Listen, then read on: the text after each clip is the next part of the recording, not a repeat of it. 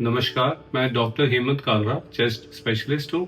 हमारे देश में बहुत सारे लोग टीबी की दवाइयाँ ले रहे हैं, सभी ठीक भी हो जाते हैं, परंतु काफ़ी लोगों को टीबी की दवाई लेते समय बहुत परेशानी झेलनी पड़ती है, बहुत दिक्कतें होती हैं, क्योंकि टीबी की मेडिसिन से काफ़ी सारे साइड इफ़ेक्ट्स भी हो सकते हैं। इस वीडियो में मैं आपको बताऊंगा कि टीबी की दवाई के कौन से साइड इफ़ेक्ट्स होते हैं और उनका क्या सॉल्यूशन निकाला जा सकता है, उसको कैसे टैकल किया जाता है। टीबी की दवाइयों के कौन कौन से साइड इफेक्ट हो सकते हैं, मैं आपको एक एक करके बताऊंगा। सबसे पहले जो सब में होता है, जो भी टीबी की दवाई शुरू करते हैं वो सभी में देखने को मिलता है, वो क्या होता है, जब भी आप दवाई शुरू करते हैं तो आपका यूरिन जो होता है वो रेड कलर का या ऑरेंज कलर का आना शुरू हो जाता है। तो आप इसको देख के घबराइए नहीं।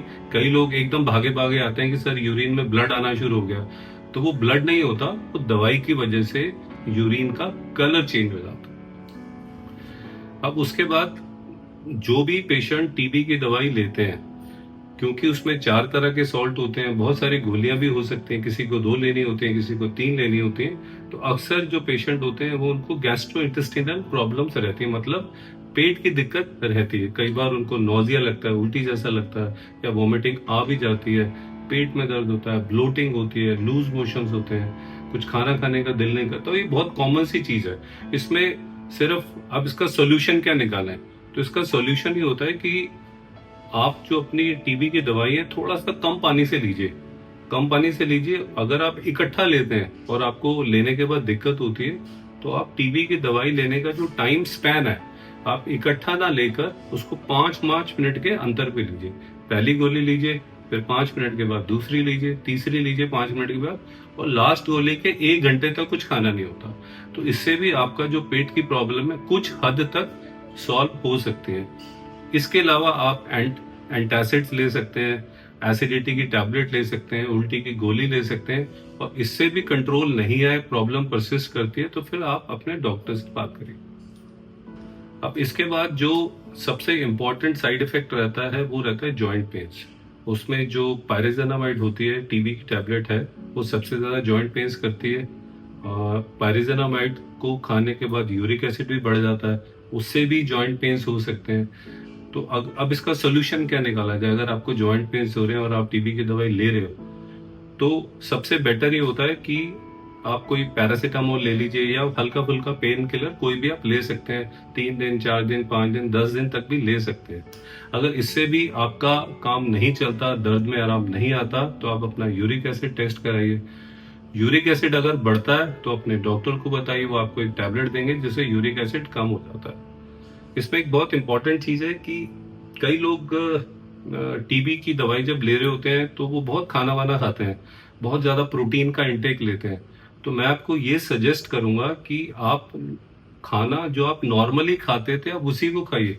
बहुत ज्यादा प्रोटीन इंटेक, बहुत ज्यादा नॉन वेजिटेरियन, अंडा खाना, बहुत ज्यादा दूध पीना, आप जो खाते हैं पहले खाते थे उसको नॉर्मली खाइए।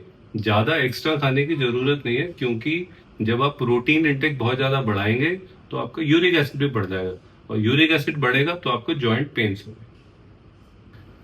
अब उसके बाद जो बहुत कॉमन रहता है वो स्किन में रैशेज रहते हैं, इचिंग रहती है। ये कोई भी दवाई से हो सकता है। जो भी टीबी की 4 दवाइयां होती हैं, रिफेम्पिसिन, आइसोनियाजिड, इथैम्बुटोल एंड पायरिजनामाइड, इन सभी से रैशेज भी हो सकते हैं और इचिंग भी होती है। अब इसका सोल्यूशन क्या निकालें। अगर सिर्फ आपको इचिंग हो रही है तो आप कोई भी एंटी एलर्जिक टैबलेट ले सकते हो, रेगुलर भी ले सकते हो या बीच बीच में भी ले सकते हो। परंतु अगर आपको रैशेज हो रहे हैं, बहुत ज्यादा पूरे शरीर पे रैशेज हो रहे हैं, तो आपको तुरंत टीबी की दवाई बंद करनी है, अपने डॉक्टर से पूछ के। वो इसमें अगर आपको रैशेज हो रहे हैं तो वो या तो टीबी की दवाई सारी बंद करेंगे और उसके बाद एक एक करके आपको दवाई देंगे, ताकि हमें ये पता चल सके कि कौन सी दवाई से आपको रैशेज, स्किन में रिएक्शन हो रहा है।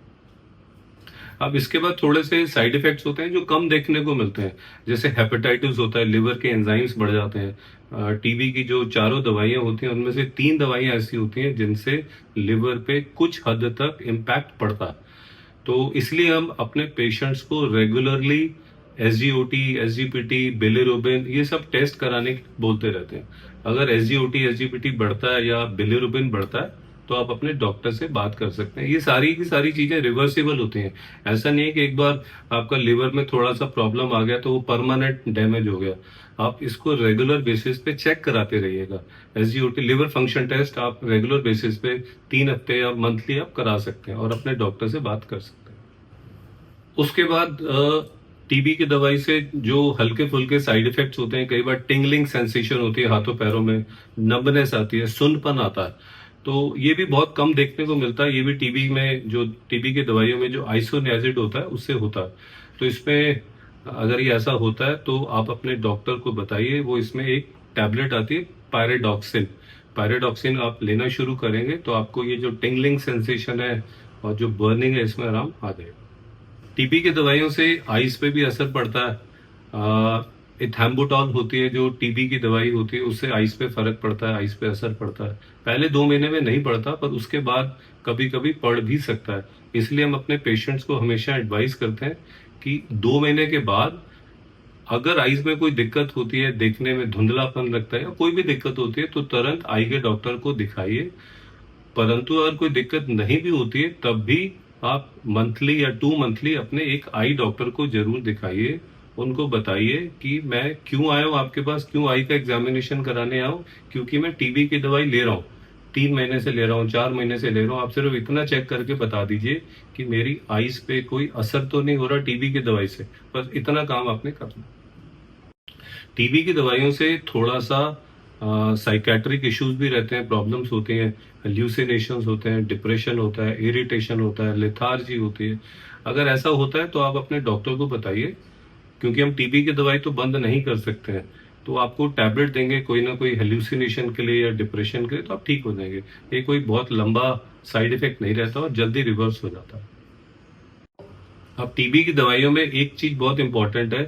टीबी की दवाइयों से कुछ कुछ दवाइयों का असर कम हो जाता है। जैसे एपिलेप्सी के पेशेंट होते हैं, जो मिर्गी के पेशेंट होते हैं, अगर आप कोई दवाई ले रहे हो मिर्गी की, एपिलेप्सी की, और साथ में आपने टीबी की दवाई शुरू करी हुई है, तो आपकी जो एपिलेप्सी की दवाई है उनका असर कम हो सकता है। आप अगर कॉन्ट्रासेप्टिव लेते हो, ब्लड थिनर लेते हो, तो उनका इफेक्टिवनेस कम हो जाता है।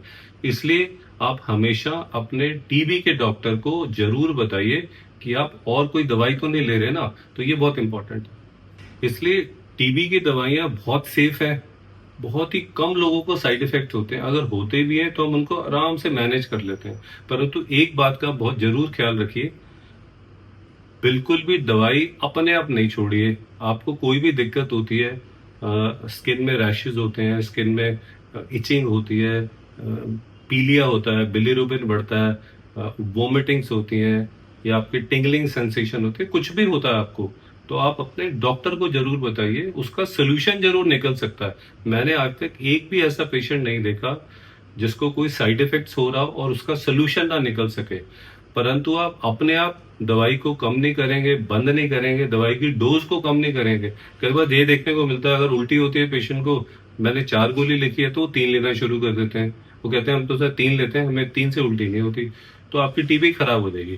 तो इस बात का ध्यान रखिए। टीबी की दवाई, मैंने पहले भी एक बार बताया था, 4 दवाइयां होती हैं, पूरी की चारों लेनी होती हैं, और आपके वजन के हिसाब से डोज होती है, वो आपने जरूर लेनी होती है। कोई भी साइड इफेक्ट है आप अपने डॉक्टर को बताइए, उसको हम आराम से ठीक कर सकते हैं। Thank you very much.